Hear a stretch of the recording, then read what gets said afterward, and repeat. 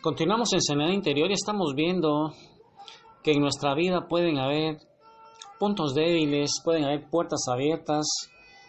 Vimos la historia de Julio, vimos diferentes tipos de oraciones y el día de hoy, para ir entendiendo las áreas en nuestra vida que pueden tener abiertas al reino de las tinieblas, vamos a ver otra vez cómo nos creó Dios.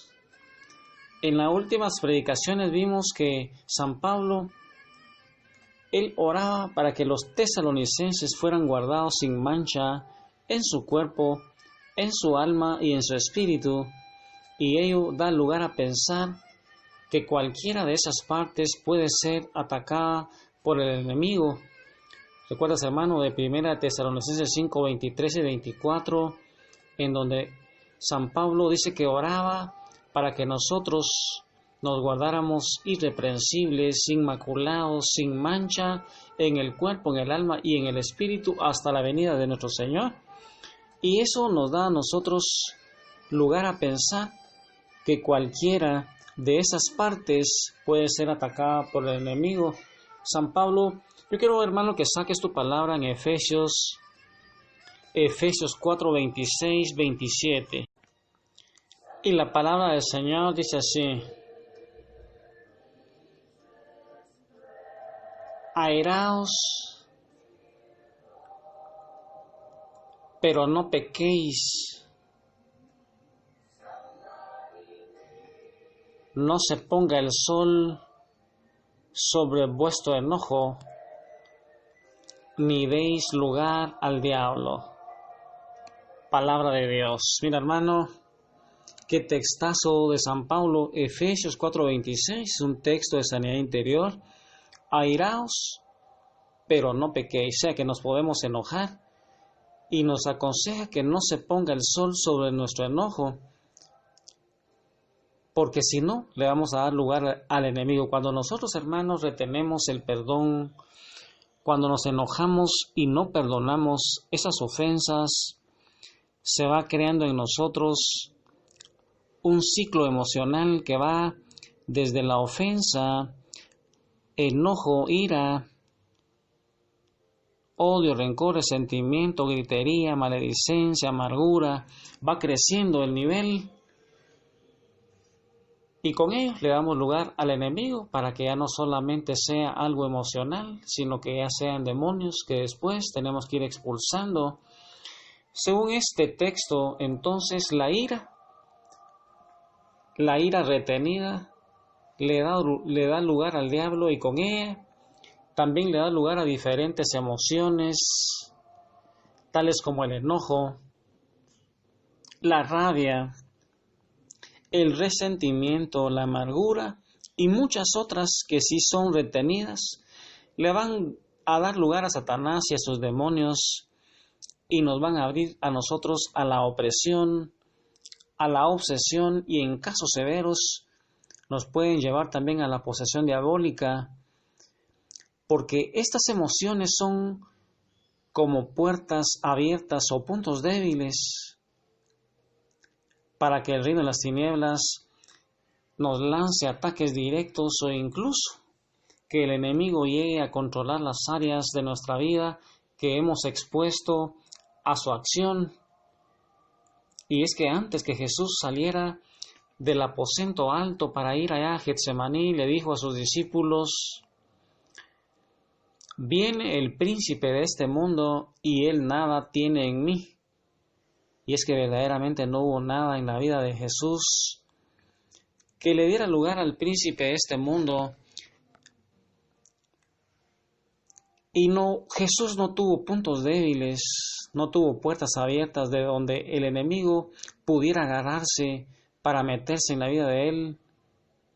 Y aunque Cristo fue tentado en todo, de igual manera que nosotros, él no pecó. Y aunque Jesús tuvo que aprender la obediencia por las cosas que sufrió, tampoco le dio lugar al diablo en ni siquiera un solo punto de su vida.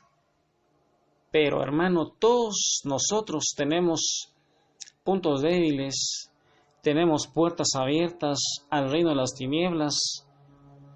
Y el día de hoy entonces, ¿te recuerdas, hermano, que tenemos nosotros un cuerpo, un alma y un espíritu? Y hoy vamos a ver qué puertas abiertas pueden existir en nuestro espíritu. Y es que el espíritu humano puede dividirse en tres áreas. Tres áreas forman nuestro espíritu humano. Saca tu cuaderno, graba estos audios. Tres áreas tiene nuestro espíritu y son la conciencia, la intuición espiritual y la adoración.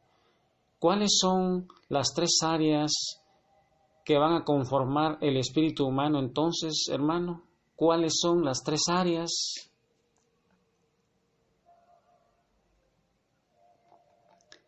La conciencia, la intuición espiritual y la adoración. El día de hoy vamos a ver la primera área del espíritu, que es la conciencia. La conciencia es la primera parte del espíritu que vamos entonces a analizar. Y es que la conciencia nos dice si algo es bueno, si algo es correcto, si algo es malo o algo incorrecto. Y es que nuestros padres a muy temprana edad nos van enseñando a nuestra conciencia lo que debemos o lo que no tenemos o debemos hacer. Y también según lo que los niños vemos o experimentamos con nuestros padres o viceversa, sabrán y sabremos qué cosas debemos o no debemos hacer. Y por ello, hermano, es de vital importancia que la conciencia sea enseñada según las reglas que Dios nos ha dado en la palabra. Debemos permanecer abiertos a la acción de Dios y su palabra para que así Él pueda enseñarnos cómo debemos vivir, cómo es que Él quiere que vivamos. Tenemos que ir entrenando la mente, la conciencia de nuestros niños con la palabra de Dios. Y ahí tenemos una tarea tan grande que casi nosotros, los católicos, no leemos la escritura con nuestra familia, no la meditamos. Es raro que un padre le pueda predicar a sus hijos.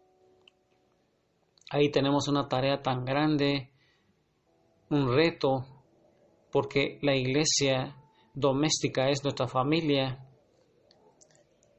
Y nuestra conciencia entonces también necesita ser sanada. Por ejemplo, si un niño ha sido criticado, ha sido menospreciado o ha sido castigado en abundancia, entonces su conciencia le va a condenar constantemente. Cuando él sea adulto, no importa lo que él haga, siempre se va a sentir que no lo ha hecho suficientemente bien, va a haber un perfeccionismo tan grande. Y si siente que ha hecho un buen trabajo, eso mismo en alguna manera le hace sentir culpable, porque él piensa que sentirse bien consigo mismo también equivale a ser orgulloso. Y esta clase de personas se van examinando continuamente para ver dónde han fallado.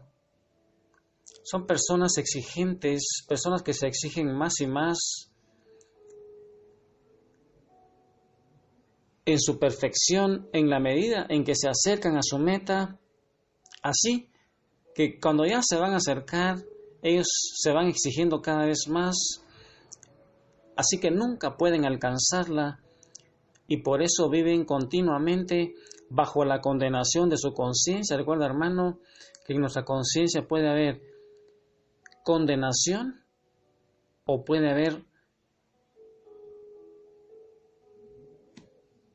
puede ser que el Espíritu Santo nos redarguya, nos convenza de pecado. No es lo mismo convicción de pecado que condenación.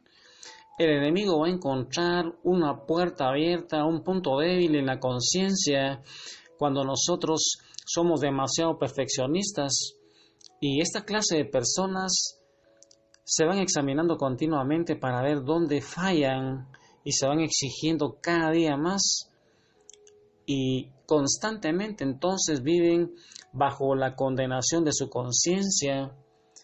En otras palabras, hay algunas personas que también la conciencia les permite hacer casi todo lo que quieren sin hacerles sentir condenados. Ellos no tienen convicción.